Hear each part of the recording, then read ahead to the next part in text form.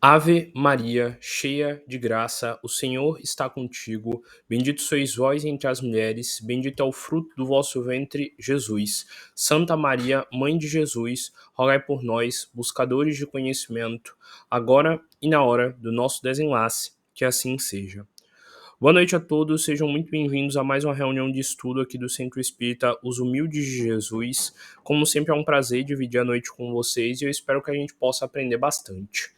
Como vocês devem lembrar, nós estamos tratando das 12 leis morais kardecistas e eu estou fazendo uma série de palestras explicando e interpretando cada uma das 12 leis morais. Como sempre, lembrando, lei é uma ideia de algo que você deve seguir para você se dar bem. A gente tem várias leis na sociedade e se você não seguir elas, você pode ser preso e receber algum tipo de punição. Então, as 12 leis morais kardecistas são 12 leis que nos aproximam da evolução verdadeira espiritual e que, se a gente transgredir, se tornarão karmas, se tornarão coisas negativas que voltarão para a gente e a gente vai precisar reencarnar para poder evoluir e aprender.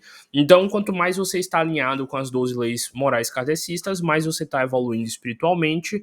Quanto mais desalinhado você estiver a elas, mais você está regredindo ou, no caso, estacionando espiritualmente e você depois vai ter que reencarnar para poder trabalhar esses aspectos.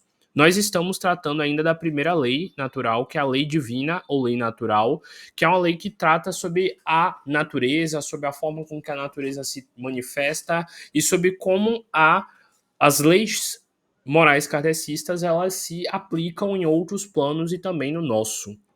E a gente parou aqui na pergunta número 644, questionando sobre a forma com que os homens, nós aqui encarnados, lidamos com o que está acontecendo no nosso plano. E a pergunta número 644 questiona o seguinte: para certos homens, o meio onde se acham colocados não representa a causa primária de muitos vícios e crimes? Então aqui está questionando no caso da nossa encarnação. Tem pessoas que encarnam em contextos muito difíceis, em contextos onde eles são pressionados ou sentem uma grande tendência a cometer o erro. Eles podem nascer em uma família de criminosos, eles podem nascer numa região pobre e eles podem passar necessidades que fazem com que eles sejam obrigados a cometer atos negativos para sobreviver. Então aqui está questionando se não teria uma certa desigualdade por parte da lei universal em deixar pessoas encarnarem num contexto como esse, sendo que existe grandes chances, caso você encarne num contexto como esse, ou no caso, tendências maiores de você cometer erro, do que caso você nasça num contexto mais abonado, onde você não precise passar por isso. É óbvio que tem gente que nasce com dinheiro, que nasce numa situação abonada e comete crimes horríveis, e é claro que tem gente que nasce numa situação muito difícil e consegue transpor isso e ter uma evolução absurda. Mas eu tô aqui dando, obviamente, de exemplo para a gente refletir o que a questão está questionando com essa ideia central aí de que existiriam pessoas com mais tendências a vícios e a crimes. E também lembrando que eu sempre falo aqui que nós já encarnamos aqui na Terra há muito tempo. Então você já reencarnou rico, já reencarnou pobre, já reencarnou de todas as cores, de todas as etnias, de todos os países e por aí vai. Então também a gente tem que entender isso, de que tudo é cumulativo e que tudo está fazendo parte do processo evolutivo. Mas indo direto para a resposta, sim, mas ainda há prova que o espírito escolheu quando em liberdade. Então, primeiro está dizendo que se você reencarnou num contexto difícil, é porque você pediu para ser provado em relação a isso. Tanto que eu lembro que eu dei o exemplo para vocês de um livro espírita que eu li, que contava a história de um espírito que já vivia há muito tempo numa colônia, trabalhando lá espiritualmente, e que ele pediu para reencarnar na Terra para testar se ele conseguiria mesmo manter a evolução que ele já tinha lá na colônia e se ele realmente tinha aprendido a seguir o caminho do amor. E o próprio espírito relata no livro que estar aqui na matéria é bem diferente de estar lá, que lá é muito mais fácil você ser bonzinho e que por isso tem muito mais mérito você ser uma pessoa digna e correta na matéria, entre aspas, do que no plano espiritual, porque lá, entre aspas, você tem mais contato com espíritos evoluídos, com Deus, enfim, uma percepção da realidade muito diferente daqui da matéria. Então, o próprio livro vai citando sobre como às vezes os espíritos até evoluídos pedem para reencarnar em contextos difíceis para testar a própria fé deles. Então, meio que está dizendo aqui a resposta seguinte: sim, mas ainda há prova que o espírito escolheu. Então, geralmente a gente escolhe onde encarnar, ou os nossos guias escolhem para que a gente possa nascer num contexto onde a gente seja testado e onde a gente também possa aprender e evoluir negando o erro. Porque é muito mais meritoso se você, em meio a uma situação caótica, consegue se manter em paz, do que você sozinho meditando no meio da floresta, sem ninguém para lhe estressar, conseguir atingir um estado de equilíbrio. Então, é muitas das vezes sendo testado em situações de pressão que a gente vai ver se a gente realmente aprendeu e evoluiu ou não. E aí continua a resposta. Quando em liberdade, levado pelo desejo de expor-se à tentação para ter o mérito da resistência. Então tá deixando aqui bem claro que, sim, a gente é colocado às vezes para encarnar em contextos onde os vícios podem se tornar tendências nossas ou os crimes, e que podem gerar uma tendência da gente errar de novo. Mas a gente tem a tarefa de resistir à tentação para que assim a gente saia ainda mais vitorioso daquilo que poderia ter nos levado a sucumbir. Então, se você tem uma vida onde você passa por tentações ou existem tentações próximas a você que podem te levar a cair no erro, questione-se do porquê e de qual seria a utilidade desse teste para a sua evolução. E aí vem a pergunta 645. Quando o homem se acha, de certo modo, mergulhado na atmosfera do vício, o mal não se torna um arrastamento quase irresistível? Então aqui está perguntando sobre as tendências humanas e sobre se, num contexto social complicado, não existe uma tendência tão forte que se torna ao ponto de ser irresistível. Bora analisar aqui a palavra utilizada. Irresistível é aquilo que você não pode resistir. Então aqui os espíritos estão questionando, poxa, se você pede uma encarnação tão difícil, num contexto tão difícil, não é praticamente certo que você vai errar, que você vai sucumbir e que você vai cair neste erro? E aí os espíritos obviamente vão responder que aí é que está a graça. Você resistir a uma tendência tão difícil quanto essa vai fazer com que o seu espírito seja ainda mais vencedor quando ele conseguir resistir. Olha aqui a resposta que eles dão. Arrastamento sim, porque é uma tendência que te puxa a querer errar. Mas irresistível não, porque você tem sim como resistir a qualquer tipo de influência. Tanto que lá nas palestras que eu faço sobre defesa psíquica, que são 4 que estão aqui no canal, eu ensino exatamente a como resistir a essas tendências, a essas críticas e a como resistir a manipulações de pessoas, como resistir a pessoas tóxicas e narcisistas na família e também como resistir a más influências de amigos e de pessoas no trabalho. Vale muito a pena vocês irem lá que vocês vão entender melhor por que está sendo dito isso aqui nesse texto, nesse trecho. Porquanto, mesmo dentro da atmosfera do vício, com grandes virtudes, às vezes deparas. Então tá dizendo aqui, ó, que se você realmente for virtuoso, se você realmente tiver uma coisa nobre dentro de você, você vai sim conseguir resistir ao vício, mesmo com que todos ao seu redor sejam viciosos. E como eu sempre falo, a etimologia da palavra virtude vem do grego virtu, e virtu significa força.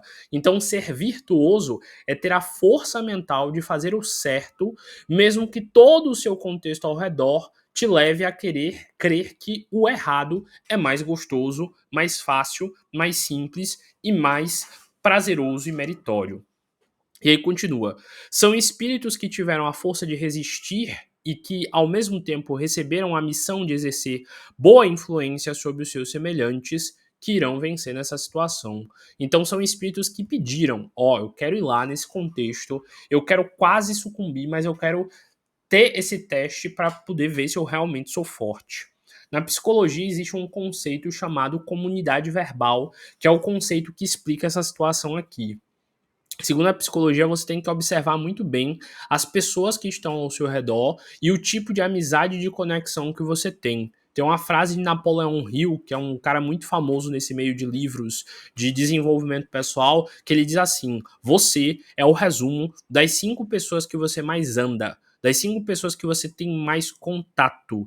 Então, preste muita atenção nessas pessoas que estão ao seu redor, porque você é praticamente elas. Se elas têm coisas erradas que você não gosta, provavelmente você erra nesse mesmo ponto. Se elas têm coisas que você critica, provavelmente você também é criticável neste mesmo ponto. Então, se você quer crescer e se você quer ser alguém melhor na vida, você tem que andar com pessoas ou de um nível igual ao seu, que também estejam querendo evoluir, ou de um nível mais alto que o seu para que elas te puxem. Como eu falei, na psicologia existe um conceito chamado comunidade verbal. Comunidade é o meio social onde a gente vive. Vamos dizer que você tem a comunidade das pessoas que frequentam a academia com você. Você tem a comunidade das pessoas que frequentam um centro espírita com você. Você tem a comunidade das pessoas que frequentam o mesmo local de trabalho que você. Então, essa é a comunidade. E a comunidade verbal está associada aos verbos, às falas, às coisas que essas pessoas expressam através do seu dia a dia, das suas falas. Se elas têm crenças de escassez do tipo dinheiro tem que vir suado, isso é uma crença dessa comunidade verbal. Se essas pessoas falam que para realmente se divertir na festa você precisa beber, essa é uma crença dessa comunidade verbal. E na psicologia é muito exemplificada a ideia de que você tem que tomar cuidado com a comunidade verbal que você está vivendo, porque você pode acabar por fazer aquilo que a comunidade acha certo simplesmente para ser aceito nela. Quando nós estávamos lá no período ainda como Homo sapiens, quer dizer, ainda como Neandertais, como humanos mais primitivos, nós vivíamos em grupo. E era essencial para a convivência em grupo você já se ajustar a esse grupo para que você fosse aceito. Vamos pensar um grupo de macacos caçando na floresta. Esses macacos eles precisavam conviver bem para que eles fossem unidos e com essa união eles fossem fortes e assim juntos eles conseguissem caçar melhor, correto? Então, se você tivesse qualquer comportamento disfuncional, qualquer comportamento que esse grupo não aceitasse muito bem, você começava a entrar em estado de pânico e de medo. Por quê? Porque se você fosse excluído por esse grupo, você passaria a ser um macaco sozinho no meio do mundo para lutar contra toda a floresta. E deixaria de ser um macaco em grupo que junto poderia caçar e resolver os problemas de uma forma muito mais fácil e também se proteger dos predadores de uma forma muito mais fácil. Então, historicamente, o nosso cérebro, a nossa inconsciência, enfim, ela é preparada para que a gente tenha medo de não ser aceito pelo grupo, de não ser aceito pelo meio que a gente tá.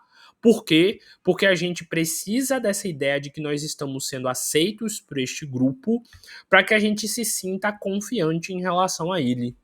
Então, é muito importante você perceber o que a sua comunidade verbal fala a você, porque você terá uma grande tendência a fazer o que essa comunidade verbal quer, para que você se mantenha aceito nessa comunidade e para que você se sinta parte dela. Vou dar um exemplo.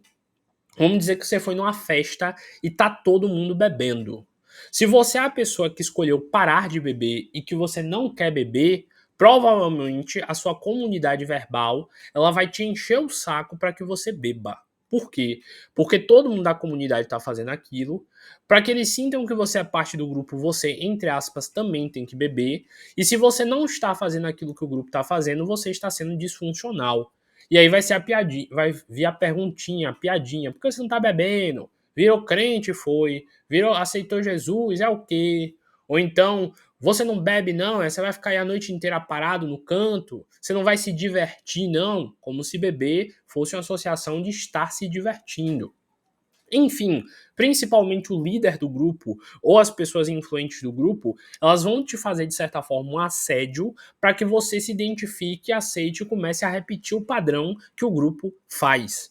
E isso é muito perigoso, porque se você tiver a mente fraca, se você não for confiante, se você não tiver certeza da sua vontade de parar de beber, você pode acabar voltando a querer beber ou beber quando estiver junto com esse grupo só para não receber essas retaliações. A mesma coisa pode acontecer no ambiente de trabalho. Se todo mundo está roubando nesse trabalho, todo mundo está pegando uma pontinha e está conseguindo um dinheirinho de fora, existe uma grande tendência de que você acabe querendo fazer isso. Porque senão você vai ser visto como besta. Todo mundo tá ganhando um dinheirinho a mais, só fulano que não, que é o besta, tá querendo ser o certo, ele acha que ele vai pro céu com isso daí. E aí vai chegar uma hora que de tanta essa comunidade verbal, essas pessoas que estão ao seu redor, falarem na sua cabeça que você tem que fazer aquilo, que você pode acabar cedendo. É aquela famosa história do água mole, pedra dura, tanto bate até que fura. De tanto você ouvir, de tanto alguém insistir com você, se você tiver a mente fraca, você pode acabar cedendo a fazer a coisa errada. Então eu vou reler aqui a pergunta para vocês refletirem. Ó, quando o homem se acha de certo modo mergulhado na atmosfera do vício, o vício de roubar, o vício de beber, o vício de mentir, o vício de ser alguma coisa que a sua família é, o mal não se lhe torna um arrastamento? Sim, arrastamento sim, porque eles vão ficar te puxando para essa tendência negativa, mas irresistível não, porque você pode dizer, olha, eu não vou beber hoje. Para de me encher o saco. Você quer beber? Beba isso aí. Fica à vontade, mas eu não vou. E eu vou me divertir até mais que você se eu quiser, sóbrio. Então, é enfrentar as pessoas, é botar a sua autoridade e comprar a briga de dizer, tudo bem, for necessário, eu vou ser o único diferente, mas eu vou ser o que eu sou. Então, esse processo de estar de acordo ou lutando contra ou se fortalecendo contra uma comunidade verbal negativa é essencial para a sua evolução espiritual. Porque senão você vai ser a pessoa que vai estar o tempo inteiro errando, você vai ser a pessoa que vai estar o tempo inteiro cedendo e fazendo de novo.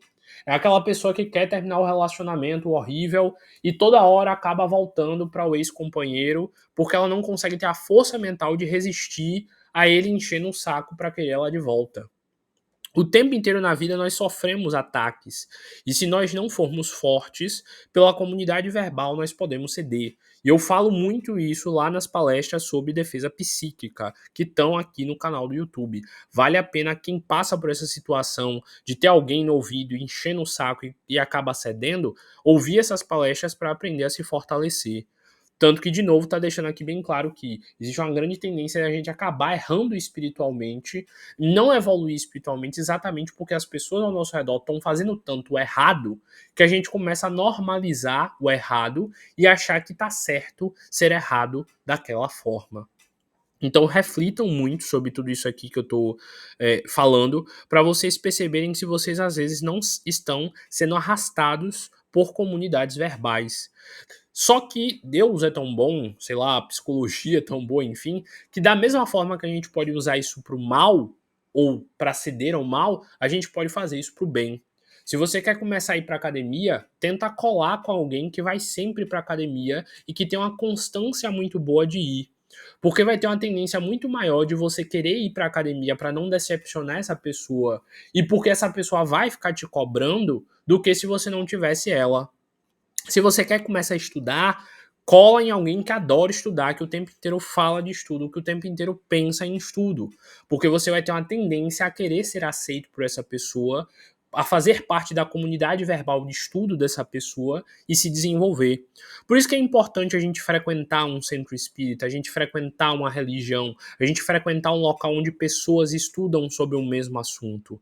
Porque você vai se sentir motivado a fazer parte daquele grupo de estudo, daquele grupo de conhecimento, e você vai ter uma tendência maior de estar trabalhando na sua mente esses aspectos positivos. Porque aqui, junto com outras pessoas que pensam parecido com você, você vai ter uma tendência maior a se manter nesse caminho de acerto, nesse caminho de desenvolvimento.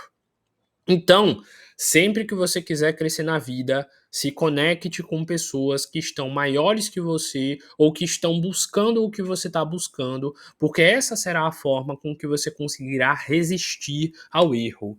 A mesma coisa acontece com a relação em relação aos obsessores. Qual a melhor defesa contra um obsessor? Se unir com os anjos guardiões e com os espíritos evoluídos. Como? Fazendo preces, estudando, seguindo um bom caminho, porque você estará construindo uma barreira energética contra eles.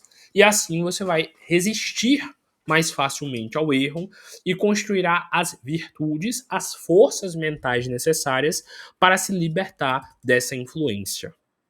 Bora então agora a pergunta 646 para terminar a primeira lei, quer dizer, parte da primeira lei. Pergunta número 646. Estará subordinado à determinação, a determinadas condições, o mérito do bem que se pratique? Então está perguntando aqui. Tem uma situação onde o mérito do meu acerto tem mais valor ou menos valor? E aí continua. Por outra, será de diferentes graus o mérito que resulta da prática do bem? Então, entre aspas, tem bem que é mais bem do que outro bem? Sei lá, tem caridade que se eu fizer é mais nobre do que outra caridade? Tem prova que se eu pedir enquanto encarnado vai me dar mais evolução do que outra? E aí vem a resposta. O mérito do bem está na dificuldade em praticá-lo. Então, quanto mais resistente você for ao erro, e quanto mais você resistiu à tentação, meritório será o bem que você praticou, em não decair ao erro. E aí continua.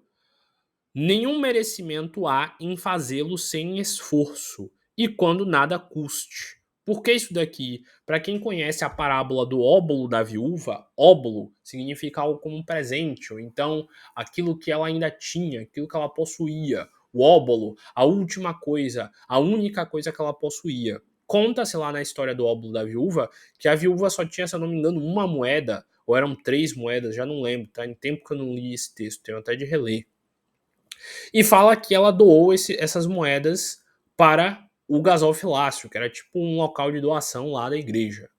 E que no mesmo dia, no mesmo momento, enquanto ela doou essas 3 moedas, um rico doou 3 sacas de moedas de ouro.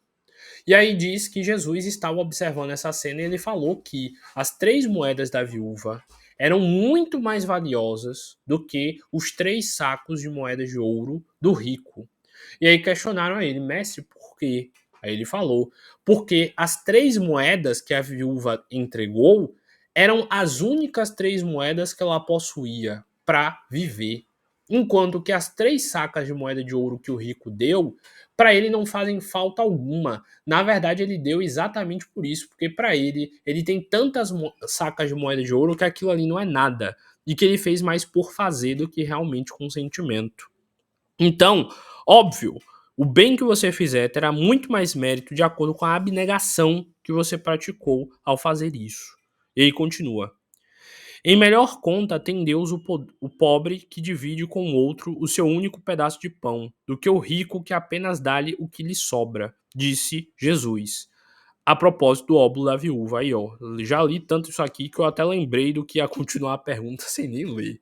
Que maluquice, mas muito bom isso daqui, sinal de que eu estou estudando direitinho. Para quem não lembra, quando a gente começou lá na pandemia em 2019 a fazer essas palestras aqui online, eu li inteiro esse livro com vocês e debati inteiro esse livro com vocês. Então, bom sinal que minha memória ainda está lembrando de coisas que eu li em 2019 com vocês. Prazer poder fazer isso daqui, porque, como sempre, eu estou ensinando a vocês, no caso, quem quer, quem está prestando atenção e ouvindo, e também a mim mesmo, me lapidando novamente e reaprendendo esses conhecimentos. Continuando, divisão da lei natural. Bora lá ver como ela pode ser dividida. Pergunta número 647. A lei de Deus se acha contida toda no preceito do amor ao próximo ensinado por Jesus? Então tá questionando aí, nessa ideia de uma lei, de um modo correto de agir ou não, é nessa lei de Jesus de amar o próximo que está contido todas as outras 12 leis morais kardecistas? Aí vem a resposta, certamente. Esse preceito de amar o vosso próximo como a ti mesmo encerra todos os deveres do homem para com os outros. Então prestem aqui atenção. Jesus não era cristão, não era kardecista, não era protestante. Jesus seguia uma única religião, a religião do amor ao próximo. Se você estiver amando o próximo e for budista, você é cristão, você é seguidor de Jesus. Se você está amando o próximo, é judeu, islâmico, seja lá o que você quiser ser, um bandista, canoblecista, se você estiver amando o próximo e fazendo bem e cuidando das pessoas ao seu redor com tanto carinho e apreço quanto você cuidaria de você mesmo, você está seguindo a lei de amor, que é a verdadeira religião do Cristo. E aí continua. Cumpre, porém, se lhes mostre a aplicação que comporta, do contrário, deixarão de cumpri-lo, como o fazem presentemente. Então tá dizendo aí, ó, se você não segue a lei de amor, você não é kardecista, mesmo que você leia todos os dias isso daqui, explique isso aqui, se você não é amoroso com todos os seres da criação, você não é ainda verdadeiramente cristão. Você não segue de verdade o que Cristo ensinou. Por isso que uma vez Jesus falou: em vão vocês me honram de lábios. Vocês dizem que são cristãos, dizem que são católicos, que são espíritas, mas vocês não honram a lei do amor ao próximo. Ele continua. Ademais, além disso, a lei natural abrange todas as circunstâncias da vida. Isso é preceito que compreende só uma parte da lei. Então está dizendo aqui, em todos os momentos da sua vida, você tem que doar amor. Quando você planta uma plantinha, você tem que doar amor. Se você tem um gatinho, um cachorrinho em casa, você tem que tratar ele com amor. Se você tem um sobrinho, uma sobrinha, uma filha, um filho, uma irmã, um pai, uma tia, você tem que entregar o máximo de amor que você conseguir para essa pessoa. Observe o que eu falei. O máximo de amor que você conseguir para esta pessoa. Eu sei que tem pessoas odiáveis na nossa realidade. Eu sei que tem pessoas que fazem, entre muitas aspas, por merecer o nosso ódio de tanto que elas nos provocam. Mas, ainda com isso, você tem que entregar a esta pessoa o amor que você conseguir entregar a ela naquele momento. E você tem que ter esse compromisso de tentar fazer com que o seu coração seja só amor. Tudo o que você fizer, coloque amor. Se você vai varrer sua casa, varra de verdade. Tire toda a poeirinha. Faça da melhor forma possível. Não deixe um cisquinho. Deixe tudo do de melhor que você fizer em cada tarefa sua, para que reverbere a sua verdadeira luz. Para que quando você fizer uma tarefa, alguém saiba dizer, olha, foi fulano que fez. Porque do jeito que tá bom aqui, só fulano faz. É assim que você entrega e faz a lei do amor. Não importa qual seja a tarefa mais pequena possível, faça entregando o seu máximo, que é assim que você está entregando amor. E faça com o coração cheio de amor, cheio de carinho, com a intenção correta, que é uma das coisas que eu também falo lá na palestra sobre budismo, que é colocar um sentimento verdadeiro em tudo que você faz de bom na vida. E aí continua. Aos homens são necessárias regras precisas. Os preceitos gerais e muito vagos deixam um grande número de portas abertas à interpretação. Tanto que Jesus falou umas coisinhas lá atrás, e até hoje milhares de religiões surgem querendo interpretar Jesus e querendo dizer que eles são os únicos a interpretar Jesus corretamente. Imagine quantas interpretações não foram dadas. Contanto que estejam seguindo a lei de amor, façam o que quiserem. Pergunta número 648. Que pensais da divisão da lei natural em 10 partes, compreendendo as leis da adoração, trabalho, reprodução, conservação, destruição, sociedade, progresso, igualdade, liberdade e, por fim, justiça, amor e caridade? No caso aqui, as 12 leis morais kardecistas que eles estão aqui questionando. Por quê? O que é que os espíritos acham dessa divisão? Aí vem a resposta.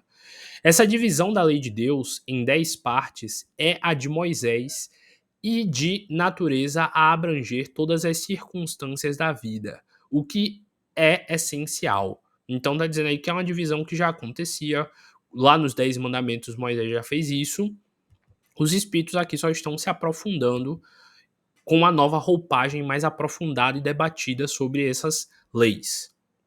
No caso, os 10 mandamentos. Podes, pois, adotá-la, sem que por isso tenha qualquer coisa de absoluta, como não o tem nenhum dos outros sistemas de classificação, que todos dependem do prisma pelo qual se considere o que quer que seja. A última lei é a mais importante, por ser a que faculta ao homem adiantar-se mais na vida espiritual, visto que resume todas as outras. No caso, a última lei é a de justiça, você ser justo em todas as suas atitudes, a de amor, ser amoroso em tudo que faz, e a de caridade, que é ser caridoso em todos os seus atos. Então tá dizendo aí, O importante no final mesmo é você praticar o amor. O que essas 12 leis vão ensinar, basicamente são as formas pelas quais você deve encontrar este tal amor em sua vida. E aí agora a gente passa para o capítulo número 2, que ainda dá tempo aqui da gente trabalhar um pouco o início da lei da adoração, que é uma lei que fala sobre como a gente deve tratar, se relacionar, entender e perceber Deus na nossa vida. Eu sempre falo para vocês que a verdadeira relação com Deus, ela é construída quando a gente entende que Deus é nosso pai e que nós devemos ter uma relação com ele de pai e filho. Durante todo o contexto de estudo da religião na antiguidade, nós crescemos aprendendo a lidar com Deus e a enxergar Deus como um ser que nos gera temor. Porque principalmente as antigas religiões, elas citam e elas mostram muitos textos associados ao Antigo Testamento que definem Deus como um Deus rancoroso, como um Deus malvado, como um Deus que devolve as coisas, como um Deus que reage às coisas e que é capaz até de fazer o mal. Porque o Antigo Testamento ele está muito associado a uma visão das coisas que aconteceram antes da vinda de Jesus, mais ou menos. Tem outros motivos para essa divisão, mas esse é um dos. Já o Novo Testamento, ele está mais associado a Jesus e a tudo que ele pregou e ensinou sobre o amor e a forma que Jesus, sob esse prisma de amor, interpreta a Deus. Tanto que tem religiões, como as protestantes, que ignoram completamente o Antigo Testamento e seguem apenas o Novo Testamento. E, para a gente entender a lei de adoração, a gente tem que entender aqui que o adorar a Deus não é num sentido de colocar-se como o humilhado perante do tamanho de Deus. Adorar a Deus é do tipo gostar de Deus e admirar Deus por ele ser quem ele é. Eu sempre digo, uma relação verdadeira com Deus é a relação de um pai para com um filho. De novo, um pai de verdade. Um pai que ama, um pai que cuida, o pai que dá o tapinha na mão quando é necessário, mas o pai também que dá o colo e o carinho quando precisa proteger aquele filho.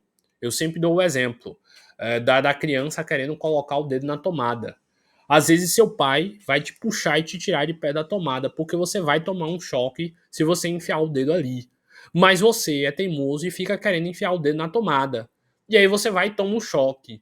E você quer dizer que a culpa é de Deus, de você ter enfiado o dedo na tomada, sendo que ele lhe deu intuição, ele colocou pessoas no seu caminho para lhe dar conselho, ele te colocou numa religião, ele te deu várias formas de você aprender o certo. E você sozinho foi lá colocar o dedo na tomada. Mas quando toma um choque, você acha que a culpa é de Deus por ter deixado a tomada lá, sendo que foi você que foi enfiar o dedo lá.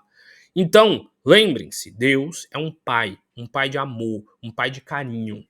Se o pai não bate na criança, não maltrata a criança quando a criança erra, porque ele sabe que ela é uma criança e ele sabe que ela não tem consciência do erro que ela está causando, como é que Deus agiria diferente? Então comecem a conversar com Deus nas suas mentes como se ele fosse seu pai, como se ele fosse alguém íntimo. Converse, desabafe, fale sobre seu dia, peça conselho e trabalhe na sua mente uma relação íntima. Não uma relação de medo. Ai meu Deus, Deus é grandioso demais. Ah, eu sou pequeno, eu sou humilde, eu sou ninguém, eu sou um pontinho. Não é assim. É de igual para igual. Afinal, como eu sempre trabalho para vocês, na mente de vocês, bora parar para pensar. Se um gato, se um gatinho é um filho de um gato, se um cachorrinho é um filho de um cachorro, nós que somos filhos de Deus somos o quê? Nós somos deuses. Deuses na infância da vida. Nós somos iguais a Deus. Só que não chegamos ainda no nível dele. E vai demorar muito para a gente chegar. Mas nós somos deuses. Um bebê humano, uma criancinha, ela não fala, ela não anda direito, ela não sabe comer sozinha. Mas um dia ela vai aprendendo e ela se torna um adulto. Você é uma criancinha de Deus aprendendo a se tornar Deus. Então você tem que ter consciência cada vez mais dos seus acertos. Da mesma forma que a gente olha às vezes um bebê e pensa, meu Deus, quando é que ele vai aprender a falar? Deus deve olhar pra gente e deve pensar, meu Deus, quando é que ele vai aprender a ter fé? Quando é que ele vai aprender a orar de verdade? quando ele vai aprender a parar de errar na vida e evoluir espiritualmente. Então, na lei de adoração, nós iremos aprender a como se relacionar com Deus da forma correta. E na lei de adoração, nós iremos aprender sobre o objetivo da adoração, por que a gente tem que ter uma relação boa com Deus e se sentir próximo a Ele. A adoração exterior, que provavelmente vai ser sobre igrejas, locais, templos, ou então você ter uma estátua para você adorar. A vida contemplativa, sobre como a gente deve buscar Deus em todos os locais. A importância da prece como uma forma de conversar e se conectar com Deus, e não só repetir palavras. Sobre o que é o politeísmo e por que existiam tantos deuses na antiguidade, e por que existiam os costumes dos sacrifícios e por que hoje em dia não tem sentido a gente fazer isso. Vou ler aqui algumas perguntas que a gente ainda tem uns 5 minutos. Bora lá. Primeiro, o objetivo da adoração. Pergunta número 649. Em que consiste a adoração? Então, por que a gente adora a Deus? Aí vem a resposta. Na elevação do pensamento a Deus, desde pela oração, aproxima o homem de sua alma. Bora lá, de novo o exemplo da criança, do bebê. O bebê, ele fica observando o pai e a mãe, não fica... Ele observa como o pai e a mãe anda e tenta repetir, não tenta... Ele vê que o pai e a mãe se comunicam falando coisas e ele tenta aprender a falar mamãe e papai, não tenta... Então, se eu estou elevando meu pensamento, pensando em Deus, olhando para Ele, mentalizando o que Ele é e tentando encontrar Ele, o que é que eu estou fazendo? Tentando espelhar Deus para eu conhecer o Deus que habita dentro de mim. Para que eu consiga reconhecer o que eu posso imitar no meu nível de criança que sou, o que Deus possui. Assim como o bebê, a criancinha pequena, olha para o pai e para a mãe, tenta imitar o pai e a mãe falando, até que ele consiga aprender a fazer aquilo igual. Aí vem a pergunta 650. Origina-se de um sentimento inato à adoração, então todo mundo tem em si uma vontade inata, uma vontade que faz parte de si, que acontece espontaneamente de adorar a Deus, ou é fruto do ensino?